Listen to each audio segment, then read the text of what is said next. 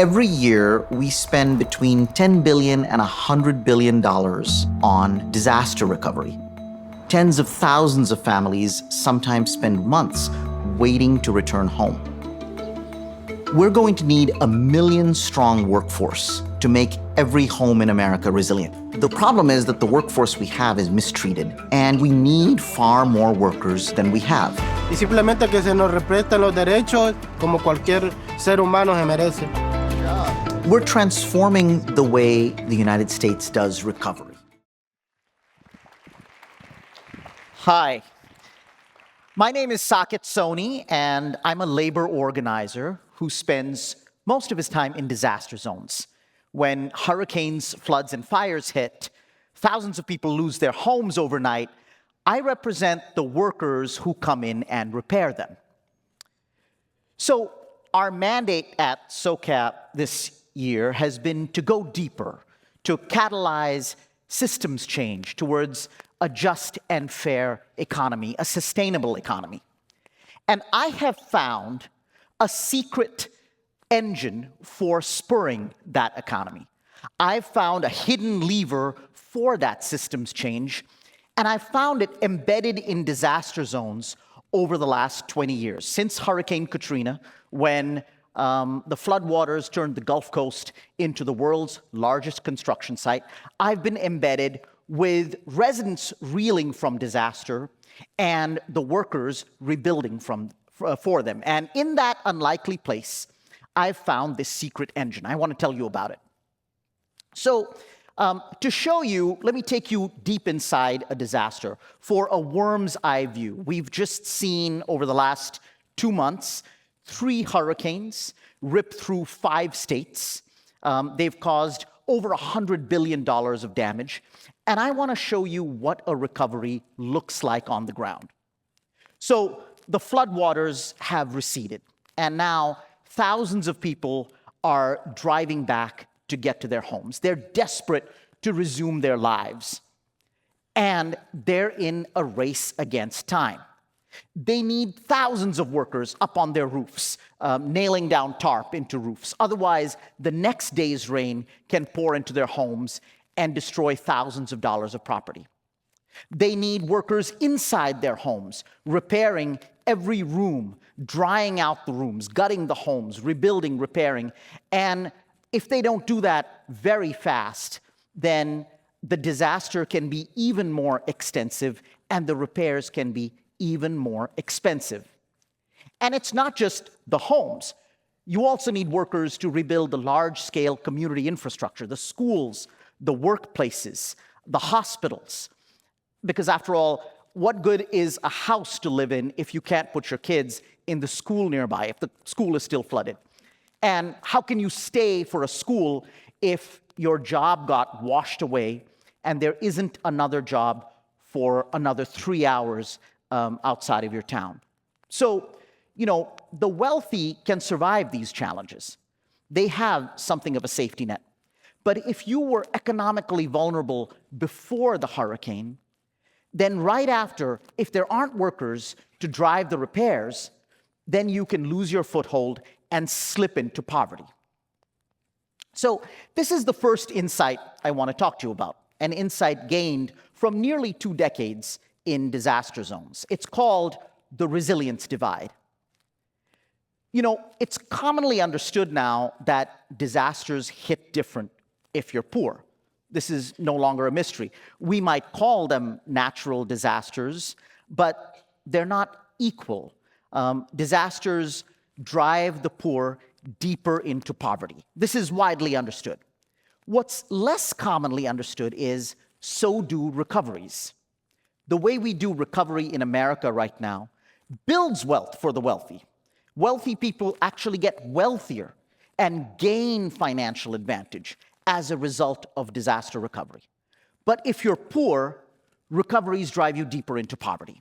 So for the uninsured, for the underinsured, for renters, for rural residents, for homeowners of color, for all of these communities at the center of our concern, all these communities that necessarily have to be at the center of any just and sustainable economy, for them, because of the rules of recovery in America, recovery is robbery. So back to our disaster zone. People are hanging by a thread. They're, spending their savings on hotels. They're waiting to get back to their homes. And they're not the only ones who are desperate. Everybody's under enormous pressure. Landlords, employers, mayors, governors, FEMA, the contractors. Everyone's desperate, and everyone's waiting for the workers. So, who are the workers? Well, since Hurricane Katrina, as disasters have become more frequent and destructive, a workforce has emerged that is dedicated to repairing homes and communities after hurricanes, floods, and fires. We call them the resilience workforce. They are itinerant, they're migratory, they travel from disaster to disaster, from hurricane to storm to flood to fire, repairing entire cities. Some go to 2 or 3 or 4 disasters a year. And they're doing life-saving work in appalling conditions. They're vulnerable, first of all, because most are immigrants, many of them undocumented. They live and sleep in their cars and trucks, parked in front of Home Depots across the country. They wake up, they wash themselves with bottled water. They're sent up to rooftops to do miracle work without harnesses or safety equipment. If they fall, they can die. They're often left for dead. They aren't paid very much, if they're paid at all, and all the while, they're breathing toxic mold. Now, following these workers for 20 years led me to my second insight, which is these are skilled professionals. Most people looking at these workers might see unskilled day laborers, but in fact, over the course of 20 years, these workers have accumulated an enormous amount of skill and craft. I was actually just in a van with a crew load of them driving from Louisiana to Florida after Hurricane Milton, and the leader of that crew told me he was driving into his 18th hurricane. His 18th hurricane. And craft and skill isn't all they've accumulated. They've also accumulated a deep sense of commitment. These workers have an extraordinary sense of vocation around bringing people home. They have become the white blood cells of America's climate recovery, and they know it and they're proud of it. Thank you. One more thing about them is there's not nearly enough of them. So this was brought home to me one night in rural Louisiana after a hurricane slammed into the state. I met 400 workers who were rebuilding a public school. They hadn't been paid in weeks. They were furious with their contractor. Some hadn't eaten in days and they were falling down. And so I went all the way up to the contracting chain, the top of the contracting chain, and I found the CEO of a major multi-million-dollar disaster restoration company. I was expecting a fight. Instead, I found a friend. The CEO needed those workers to be paid. He needed the work to continue. And beyond that, he needed many more workers to work around the Gulf Coast. And so we partnered. We solved the workers' problem. We got them paid. But we went beyond that. We recruited thousands of workers. We're training them now.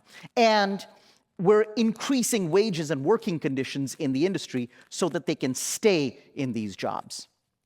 And so this brings me to my third insight, which is, as a result of the intensity, the frequency, the destructiveness of these disasters since Hurricane Katrina, with billions of dollars pouring in taxpayer money and insurance money to repair damaged property, resilience has become an entire economy.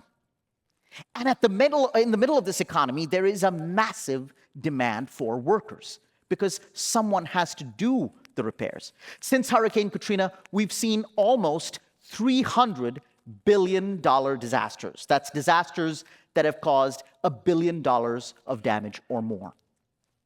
And we can take this resilience economy and we can leverage the need for workers, the demand, and turn it into a basis for good family-supporting long-term jobs and careers.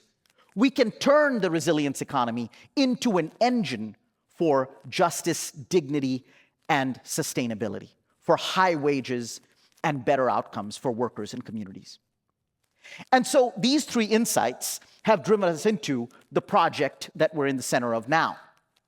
We are organizing workers and employers across America in disaster-prone states, in every zip code where there's a disaster or a disaster might come. And we're translating all of this community engagement and turning it into a million-strong workforce for America in the climate era. 1 million workers in the resilience workforce. At the core of this project is our central innovation, which is a new occupation for the climate era. We're calling it the Certified Climate Resilience Technician. Climate resilience technicians aren't just immigrants. They're people in local communities. And they're not just working after disasters.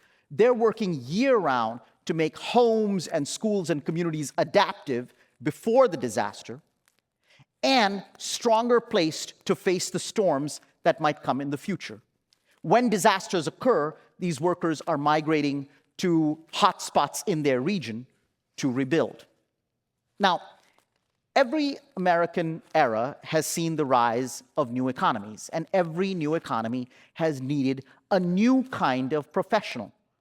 Agriculture, manufacturing, the digital economy, information, finance, all of these new industries led to new kinds of workers. Our new workers, the certified climate resilience technicians, are going to become the auto workers of the climate era, people deep at the heart of American economies and part of the spine of the American middle class. And we're proving that we can leverage this labor demand into the high wages to make that happen. In Louisiana, after the pandemic, the entire service industry shut down, and lots of service workers lost their jobs. The jobs they lost paid them $7.25 an hour, the federal minimum wage. We retrained them into resilience work, and they started their resilience careers at $24 an hour. That's real. Across the Gulf Coast, we are training new workers, and we've now attached high labor standards, good wages, and safe conditions to nearly $500 million in public contracts. And here in California, we're taking residents who have jobs as farm workers, and in those farms, they're earning $17.50 an hour at best.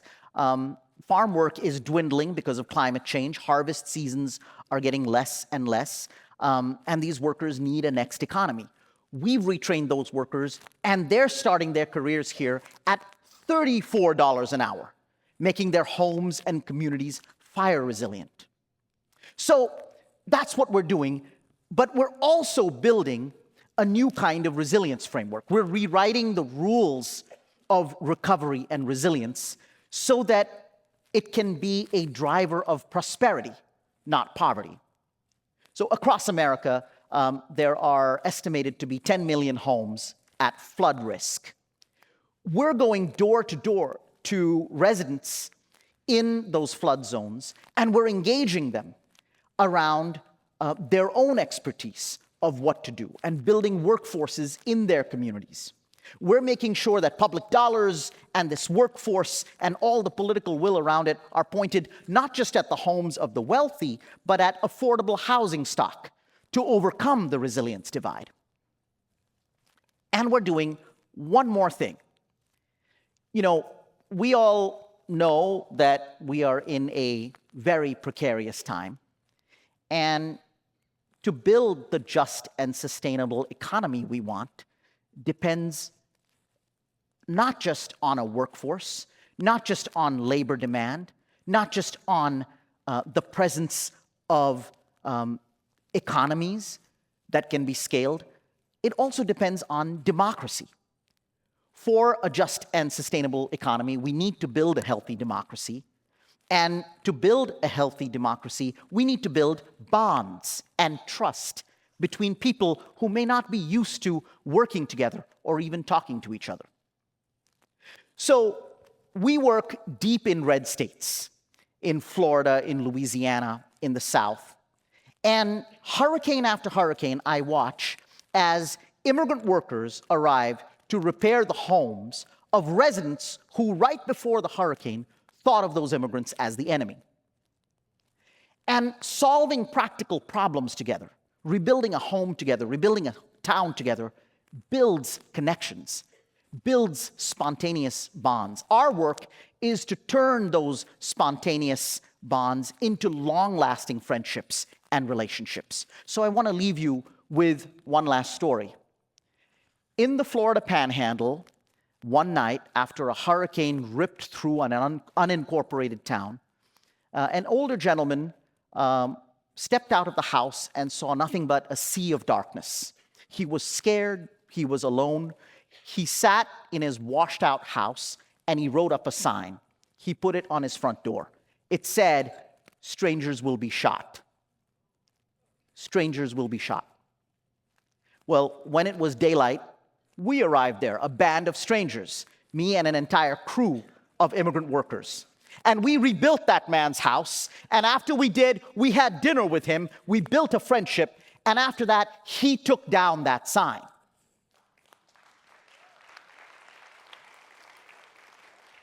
So this workforce is building not just homes, but hope. Just what the doctor ordered for our economy and our democracy. Thank you very much. I hope you'll join us. Thank you.